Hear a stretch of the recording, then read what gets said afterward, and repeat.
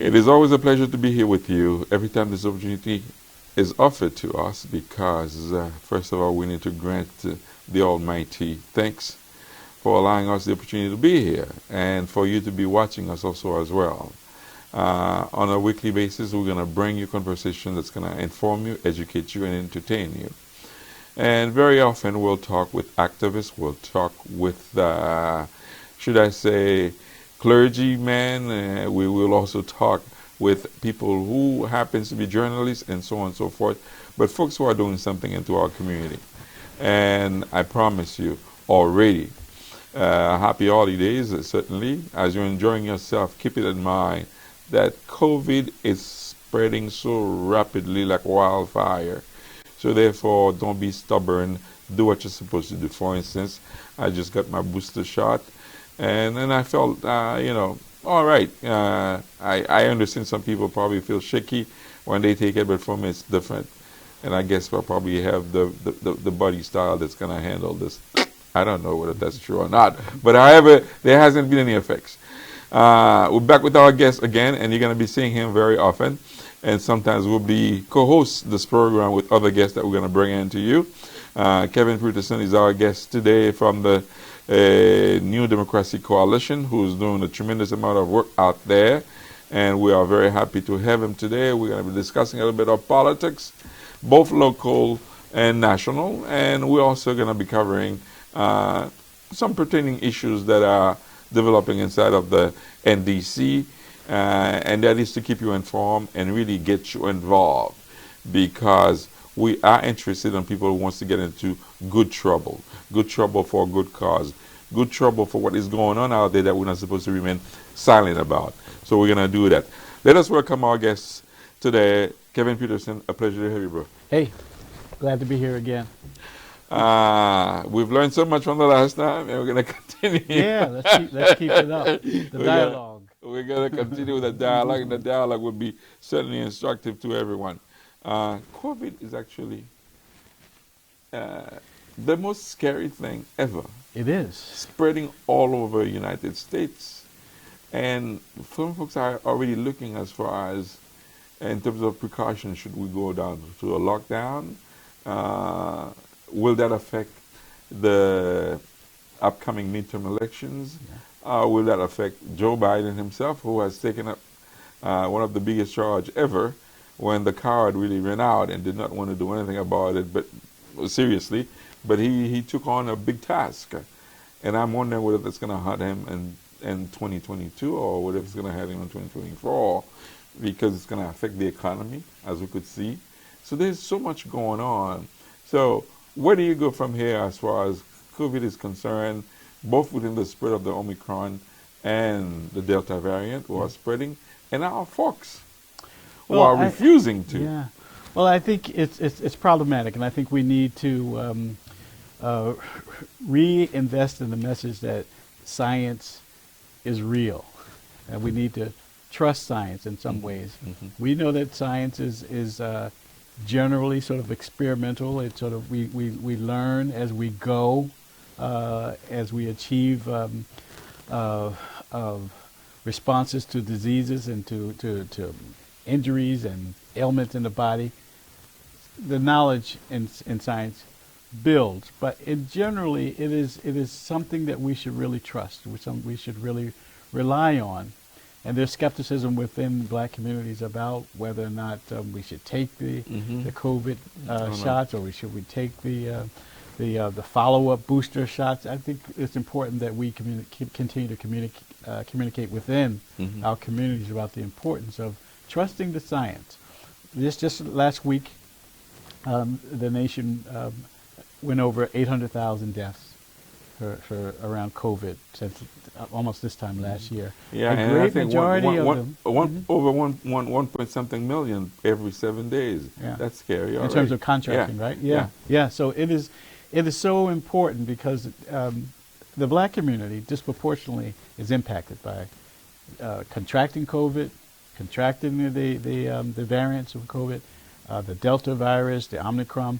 We're disproportionately impacted because we're not as safe as we should be, and we have a disproportionate disproportionate pre-existing ailments throughout our communities. Sure. And once this virus hits us, it impacts us in ways that it doesn't impact other communities. So while maybe more white people may have died of COVID-19 in the United States, a disproportionate amount of people of color have passed away. Because you got to look at the percentage based upon the populations. Right. That is understood. But however, sometimes there's good reasons. Is the messenger really delivering the message properly? Are they really doing the outreach the way they're supposed to, or by using the actors that they're supposed to use? Is it really intentionally that it's not being done properly? How do you I'm not foresee sure this? if it's not being done properly. I think that it's not being done well.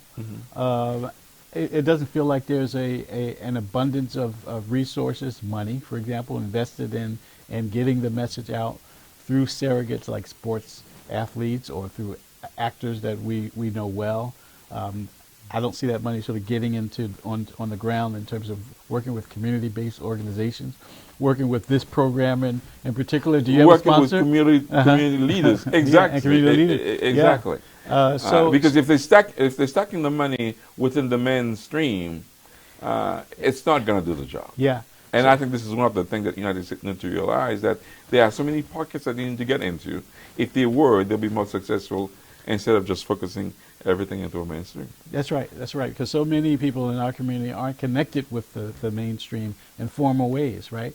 So it's important for us to delve into ways where we engage with people on the ground in those informal ways, in the local small churches, at the local restaurants, or the corner grocery store where we. And it's got to be done properly. It's not just should be a one single shot, and see how it goes. Because I agree with you. I agree with you 100%. Programs like these are important in terms of continuing to getting the word out. It looks like we may be coming to another crisis period in Boston and in Massachusetts. Paris and London, I believe, are shut down at this point. And we remember last time this year, we saw this pattern of some of the larger cities across the globe. Right. There was talk just weeks ago about Johannesburg in South Africa, and which is where they say the Omicron started. Yeah. So it's so important to stay vigilant. Get your booster if you've already gotten your 2 shots. If you haven't gotten your shots, please get them. We're practicing social distancing. Right. Wear your mask. So people of color just need to really sort of focus on. And especially with the holidays coming in, yes. And we love this time of the year, so therefore. Yeah, we go indoors and we start partying. and because we're with family and friends, we're a little less focused on the disease. But we got to be mindful, and we got to just really stay safe. I know that there's a stigma certainly upon us with the fact that how the government treated us back in the past due to bad history of vaccinations and so on and so forth. Now, do you think that they are doing a good job as far as admitting the fact of the past and to move on with the future problem? I know on a national level, President Biden has mentioned his awareness that about the Tuskegee experiment, for example. That was an experiment at Tuskegee Hospital in Alabama, where African American men were purposely infected with venereal diseases and then allowed to go untreated. They weren't told about it. What was the reasons behind their mindsets to do this? Was that to stop our population? They wanted I think they wanted to experiment or realize what the long-term effects of venereal disease was on people, and they used black men as guinea pigs.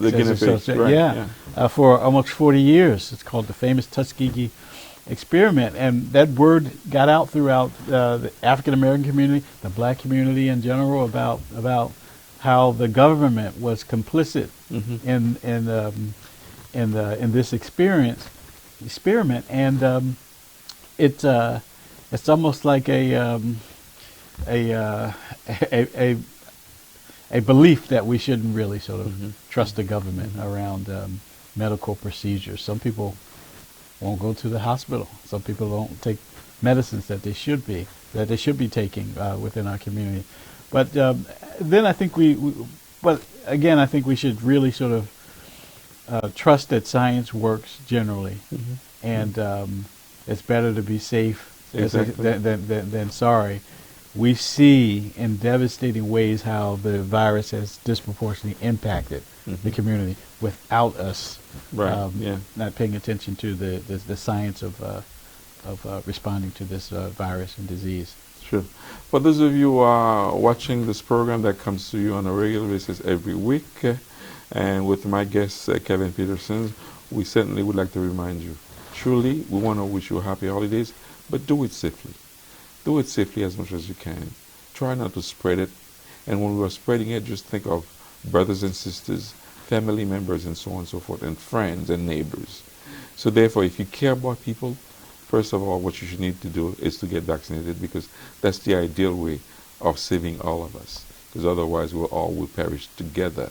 And isn't that what the famous author said? Yeah. You know, and it's just so important. These holidays, we got Christmas, of course, is coming up in next week, and New Year's, and then between them we have Kwanzaa, and we have all kinds of festive holidays where we engage with family and friends. We just have to be mindful that it's important to be careful, unless we'll all perish, so to speak. Within our time frame for this first segment, I want to touch up on a couple of things with you. One of them happens to be Washington. But before we travel to Washington, have you ever heard of this thing? Claudette Colvin. Yes. Does that ring a bell? I know her. 82 years old, and finally she got everything sponged. I heard something about that just recently. Right, everything got sponged. The arrest record. The arrest record. She was the Rosa Parks before there was a Rosa Parks in Montgomery, Are you aware Alabama. that her mother was Haitian, her father was African American? I didn't know that. I did not know that. But I've met Claudette Colvin in Selma, Alabama, some years ago. Okay. I've had real good conversations with her. I think she lives in New York. Yes, and her story is that as a teenager, she defied the segregation laws on the public transportation in Montgomery, Alabama. Refused to allow to get up for the white woman. Yeah. That's right. And I'm not surprised that there's a Haitian lineage there, because we know throughout history that there's always some of that defiance in the interest of democracy coming out of Haiti. Yes, sir. They set the mold in the Western Hemisphere in terms of how we engage democracy. So I'm not surprised that that Haitian blood was running through Claudette Colvin. She's an American hero. Yeah. But why did it take so long for her to be recognized? And there is, I think somewhere along the line, we'll do a little research ourselves and come back with this issue for the people, because they found out that ideally that Rosa Parks was more of a symbol to be represented and to be giving that credit instead of her. Well, there was the matter of Claudette Colvin being younger, and as she was going through her teenage years, she was a little rebellious. Yes. She was, I wouldn't say she was a naughty young lady, but unfortunately she became pregnant. Right. During the time of the arrest, and she was unmarried. Those days in the Black African American community, it was considered, this is not the perfect person that we want. Always in our community. We remember here we are at in Evans. You know, I'm a preacher. Mary and Joseph, Mary being pregnant with Jesus was a scandal, right? Because she was unmarried. Sure. But Claudette Colvin was in a situation where some of the leadership in Montgomery thought that it would be safer to protect, I think, her identity and her and to really present a stronger case to the community by advancing someone like Rosa Parks, who had been part of the NAACP, was in her mid-40s. She was an established member of the community. She was married. All these sort of things. And they use Rosa Parks, and we need to be careful about this, that the Rosa Parks Act of Defiance was in some ways modeled after Claudette Colvin's Act of Defiance. It was not a spontaneous moment by Rosa Parks, even though we like to think of that, think of her that way. But they were being very thoughtful in Montgomery because there are brilliant black people who are tacticians. And so they decided that Rosa Parks might be the better decision, but that takes nothing away from the courageous actions of Claudette Colvin. And it's I'm glad that her record is expunged while she's still living. And before she passes, I believe she's in her 80s now. Right. And she's a real American hero. It'll be good to have her on a Haitian stamp or a U.S. American stamp, and to really sort of recognize. Make dues for what is overdue. That's right. What is overdue with her. Yeah. I think time is of an essence, but I am speaking right now with Kevin Peterson, who is our guest. We're going to be doing this on a regular basis. What is happening into our world are issues that we are very concerned with, and if we don't discuss them and talk about them, we're going to certainly find ourselves on the back burner, and we're going to be able to accomplish much more. Ignorance certainly has a price to pay, and the more that we can discuss the issue and debate them and talk about them and learn more about them, the better that we could be. So therefore, I am simply informing you this will be the first segment together with Kevin. We will be back certainly with them, whereas we're going to be discussing both local and governmental politics, which we are certainly very well concerned with, especially what is going on in Washington. And 2022 is certainly a year that's going to be marked into history, because there's going to be a lot in politics, whether if it's in Washington, whether if it's here in Boston, whether if it's there in Georgia. So we're going to be talking some more about politics. Sir, a pleasure to have you on the segment, and we will certainly come back with the other ones that we are thinking about. Looking forward to it. Yeah. All right. Stay tuned, and we'll be right back. And my guest today was Kevin Peterson, and you'll hear from us next week. Thank you.